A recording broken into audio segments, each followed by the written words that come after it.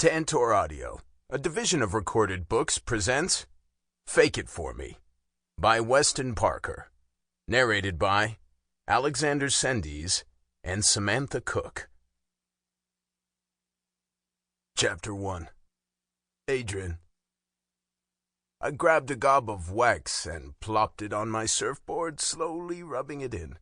My eyes drifted over the waves, rolling onto the shore of Arena Beach in Heraklion, Crete, in my home country of Greece. I loved the beach. I loved the smell and the feel of the sand between my toes. I couldn't imagine living anywhere else. When my business had started to take off, advisors told me I needed to be in New York City, London, or Los Angeles, but I wasn't going to leave home. I didn't have to leave home. I owned a social media firm, which meant I could work from anywhere. I telecommuted all over the world. Companies that wanted my services came to me. That was how good I was.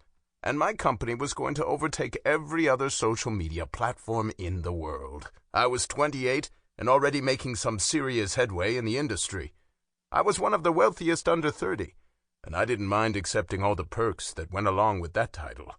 I looked over at my best friend, Rand Mattis, who had his eyes on something other than the clear water. A group of women wearing bikinis that resembled dental floss were frolicking on the beach. It was hard for him not to look at the surgically enhanced bodies, but it wasn't my thing. I liked the real deal. The women had on heavy makeup and were more about picking up men than actually having fun in the water. I doubted they would dare get their face or hair wet. Their hair would fall flat, and their faces would wash away. Definitely not my thing. But it was pretty clear it was Rand's thing. "Keep staring, and maybe they'll talk to you," I teased. He turned to look at me, grinning like an idiot. "I could go over and introduce myself as Adrien Gabrice. Then they'll be falling all over me." I rolled my eyes. "I will kick your ass if you try to use my name to get them into your bed. The last thing I need is a scandal. We look enough alike that it would cause a scandal. It would take forever for me to clear my name. The press isn't the worst of the problem, it's my mother. My mother would kill me. Slowly." "Ah, but I have the dark brown eyes of a true Greek man," he replied. "Anyone would be able to tell us apart. I'm also a lot better looking. I have the blue eyes that make me look like a real Greek god," I shot back. "You saw the tales? The gods had blue eyes." "Tales, fairy tales," he grumbled. "Myths and legends." We both had the same jet black hair, olive skin tone, and were both tall with dark scruff that seemed to be a constant on our jaws, no matter how many times a day we shaved. I was about an inch taller than his 6'2" frame, and I felt a little more muscular, but I knew he would argue with that fact. It was something we'd argued about since we'd hit puberty, and I finally managed to grow taller than him. In my large family, I had been one of the smallest. It was greatly satisfying to be taller and bigger than at least one person in my life. "Can we get in the water?" he asked, a hand on his hip as he stared down at me. "You're stalling. No board needs that much attention." "My board needs waxing," I told him, ignoring his frustration at my delay. "You were spacing out, thinking about work," he complained. I shrugged a shoulder, getting to my feet and dusting the sand from my knees. I was thinking the new intern's coming in. I'm hoping they will bring fresh insight to the company. We could use new life in that place. It's important we always stay ahead of the game, and we can only do that with fresh eyes and new ideas." "The Americans?" he asked. "That's who you're counting on to keep us at the top?" "Yes." He didn't look convinced. "We're doing fine. There's nothing to think about right now." I shrugged. You never know when things might change. We could miss something and get left behind. Trends are always changing. Our clients depend on us to be the trendsetters, not the followers." He groaned, running a hand through his short black hair. "Stop! Why? Why are you always thinking about work and social media and shit that I don't give two shits about?" I grinned, knowing he was complaining for the sake of complaining. "Because you do give two shits about work. You're the one who is always on your phone, checking Twitter and every other social media platform, trying to find the next thing." "I have to do that because you don't know how to," he grumbled. I laughed. "I believe I do, but why would I waste my time when I have you to do it? And now we'll have interns to do all of that for both of us."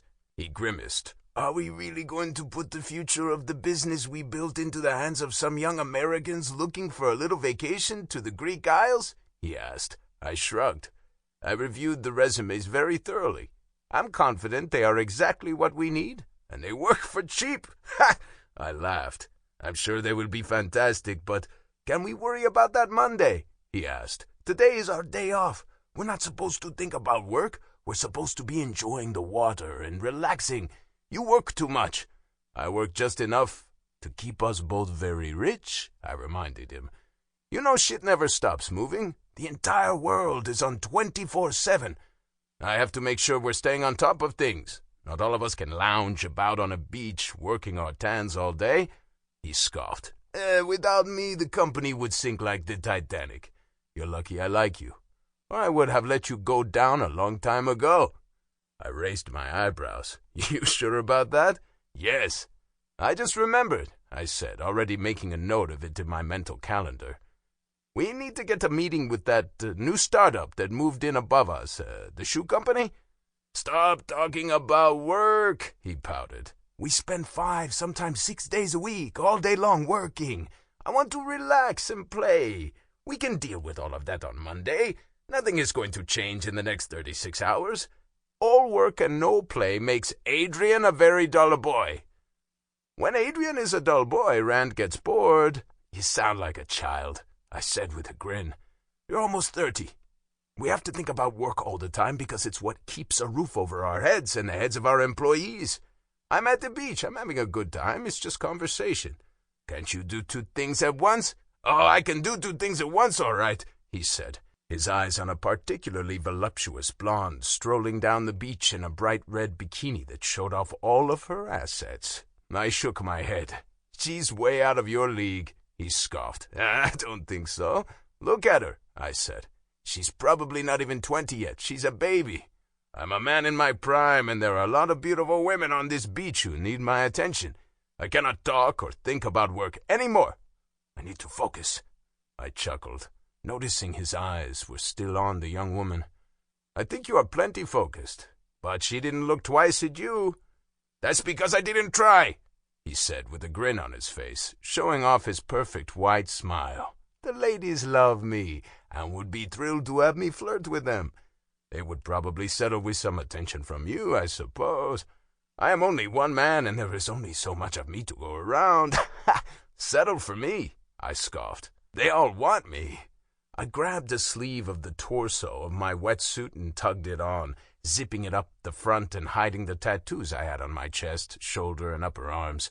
I worked in business, and I needed to be taken seriously. It was hard enough for big corporate executives old enough to be my grandfather to take me seriously. My image was just as important as my reputation.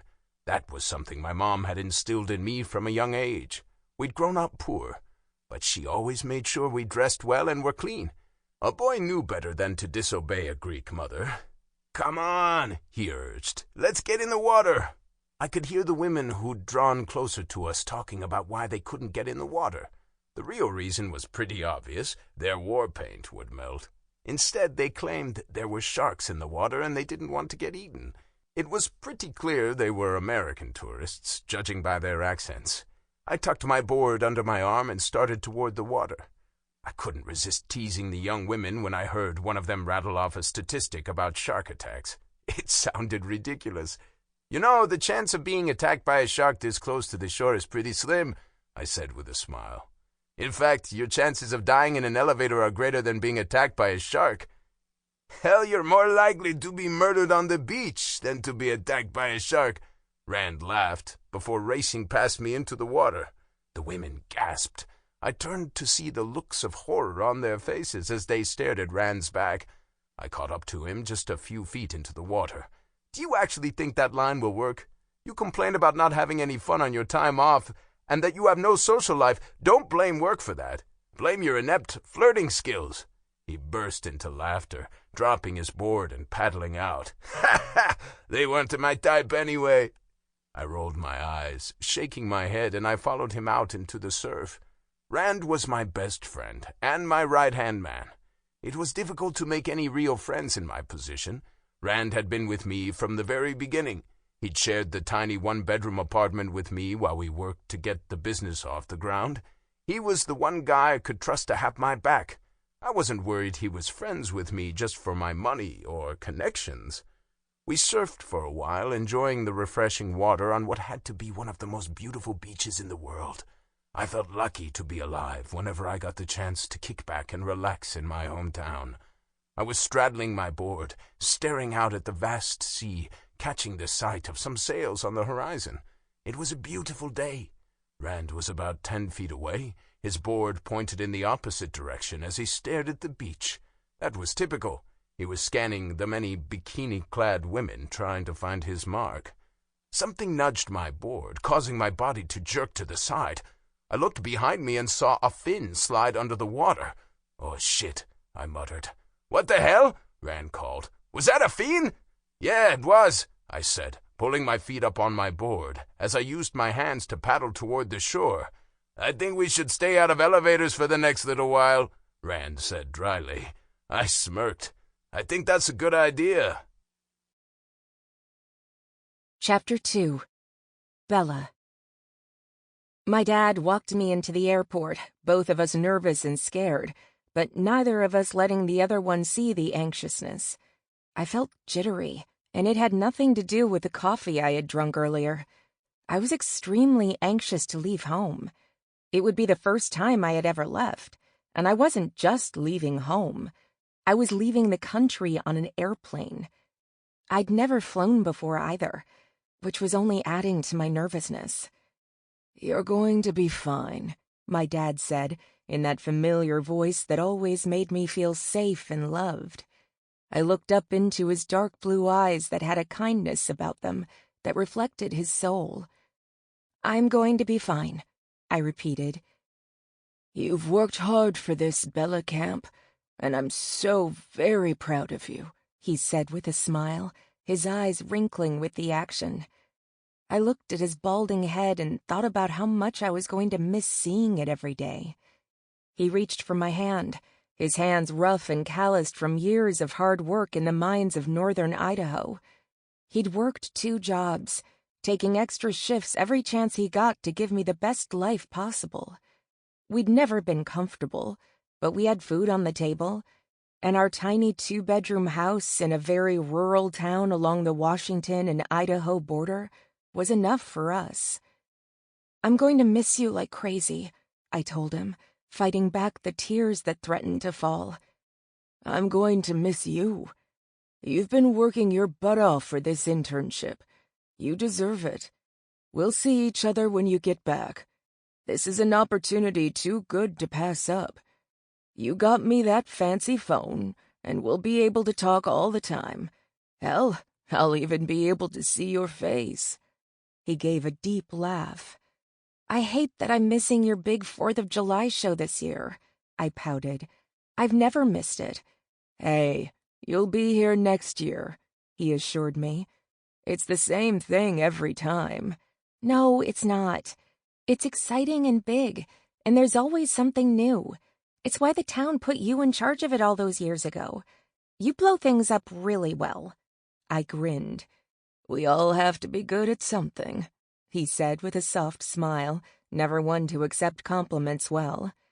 "You better take care of yourself," I warned him. He grinned. "I will. Believe it or not, I was taking care of myself long before you came along." "Yes, but you weren't doing a very good job of it." He laughed again. "I suppose not. I cannot wait to tell all the guys at the mine that you're working abroad. Not many guys in my position can say that. You got your mama's brains. Your old dad doesn't have shit for brains." "Dad, stop. You're the smartest, most hardworking man I have ever met." He shook his head. "I never had a brain for school. It's why I dropped out after 9th grade. I could do more for my family going to work on the farm and bringing in a paycheck than I could by going to school." I winced, hating that he had to work at the age of 14 to help out his family. His mom and dad had been dirt poor, and his little sister was too sick for my grandmother to work. The medical bills kept them in the poorhouse. They were all gone now, and it was just my dad, still working his ass off, doing what he could to support a kid without even a high school education. From the moment I could talk, he told me I was going to go places. He insisted I study hard and go to college. He worked that much harder to make sure I graduated with a bachelor's in marketing. I had applied for the internship, not really expecting to get it. The competition would be fierce. My degree came from a no-name school, and most of it had been online. When I got the letter in the mail, I had nearly fainted. "I better get in line," I told him. He nodded his head. "I will talk to you soon. You keep your head up, and don't let those Greek boys tell you that you aren't good enough. You are the best. They are lucky to have you." I smiled. "Thanks, Dad." "You're going to be okay," he said, sensing my nervousness. I grimaced. "I'm a little freaked out that my first time in a plane involves going over the ocean." He grinned. "If the plane is going down, tuck your head between your legs, pray, and then kiss your ass goodbye while you're down there." I burst into laughter. "Thanks. That is just what I needed to hear." "Hey, the death will be quick," he said in an attempt to reassure me. I frowned at him. "You're not helping." I gave him another hug, picked up my backpack, and slung it over my shoulder before grabbing my laptop case. My dad had told me I should take a carry-on with the essentials in case my luggage was lost. It seemed like a good idea to me. I did not want to find myself stranded in a foreign country with no clothes, toiletries, and very little money. I walked to the end of the line, taking off my shoes and getting ready to go through the security check. Just like the first day of school, my dad stood and watched me line up with a proud smile on his face. I was glad I could make him proud. I was going to work my ass off and prove I was worth hiring permanently. I wasn't ready to move to Greece on a permanent basis, but maybe they'd give me my own office to run in Seattle. That wouldn't be too far from home, and I could still visit my dad often. With one person in front of me, I turned and waved to my dad. Going through the metal detectors was the point of no return. I was leaving home, and it terrified me, in a good way. I made my way into the main part of the airport. I bought myself a water and a bag of chips, knowing it was going to be a long flight. When it was time to board, I once again found myself freaking out a little. I took my seat next to the window, not sure if I wanted to see the clouds or the plane crashing to the earth. "Good morning," an older woman said. "It looks like we're going to be seat partners for the next few hours." I smiled at her, tucking my laptop between the wall of the plane and my leg. I was planning on doing a little work, or rather, a little light stalking about the company I was going to be working for. I would save it for later. "Are you going to Greece?" I asked. She nodded and smiled. "I am. Greece is home for me." "Really?" I asked with surprise. "I bounce back and forth," she said. "My husband and I moved to America when we were young. Our children are here. He passed away about 5 years ago, and I went home to Greece to be with my family. I've been here the last month, visiting my children and grandchildren. What about you? You're American." I nodded. "I am. I'm going to work over there. It's an internship." "How exciting," she said. "Your first time?" I grimaced. "My first time everything. I've never flown before. To say I'm a little nervous is an understatement." She patted my knee. "I'll be right here. It will be just fine." "I hope so." The captain's voice filled the cabin, announcing we were going to be taking off. Butterflies rumbled in my stomach as the plane began to taxi down the runway. I couldn't focus on what the pretty flight attendant was saying.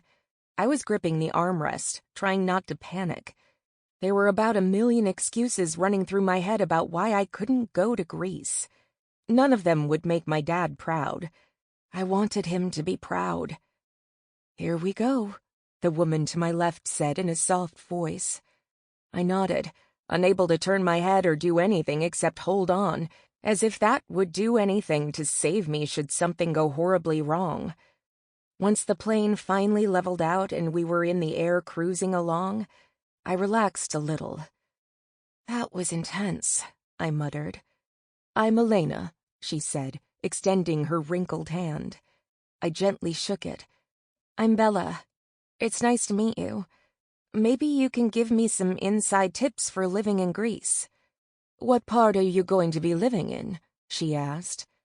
"Heraklion," I answered, hoping I was saying it right. Her eyes lit up. "It is a beautiful city. It isn't like the cities in the United States. There is so much history there. Granted, time is swallowing it up, but there are plenty of museums and other attractions for you to visit. You will stay very busy, I predict." "I hope I have time to see all the sights before I have to come home," I told her. "I'm expecting to be very busy with the internship." "What kind of job will you be doing?" "I'll be working in the marketing department of a social media company," I answered. She giggled softly. "I have no idea what that is, but it sounds exciting." "It will be. Of that, I'm sure." "Do you leave a special young man behind?" she inquired. I shook my head. "Nope, just one old guy." She raised an eyebrow. "Oh," she said, snapping her mouth closed. "My dad," I said with a laugh. "I'm leaving my dad behind." "Oh, I see. Are you and your father close?" I nodded. "We are. My mom died a few days after I was born. Some complications from the birth. It's been just my dad and me for 23 years. Her face softened. "I see. Is this your first time away from home?" "Yes." "I bet your father is very proud of you." I nodded. "He is. He tells me all the time." "Do you resemble your mom or your dad?" she asked. "My mother," I answered quickly. "At least, that's what my dad always tells me. I'm the same age she was when she died. I cannot imagine dying tomorrow. I feel like I haven't lived. Anyway, my mom had blonde hair and green eyes. I get my height from my dad, though. My mom was a petite woman." "How tall are you?" 5'6", I answered. She nodded as if I had given the right answer. "Greek men are tall. Maybe you'll find yourself a handsome Greek." "I have no time for that kind of thing. I plan on doing my time at the company and either getting a permanent job offer or going back home to find another job. I have to start making some money. I don't want my dad to work until he's 70. I want to get a job and make enough to support him." She smiled. "That is very kind. Your father must have done a very good job raising you. You sound like a very good person." "Thank you. He did his best, and I like to think I'm a good person." I leaned my head back on the headrest, thinking about my dad. He'd be getting ready to go to work at the part-time janitor job he did on the weekends. I told him to quit the second job. I was out of school and he didn't need to support me. He claimed he was saving up for a rainy day. I was convinced he didn't know how to relax. I was going to make him figure it out. A violent jerk of the plane had me sitting up straight, my eyes wide as I looked over at Elena. "What's that?" I squeaked. "Just a little turbulence, hun," she said. "It will be just fine." My dad's words kept running through my head. Kiss my ass goodbye. That was what he'd told me.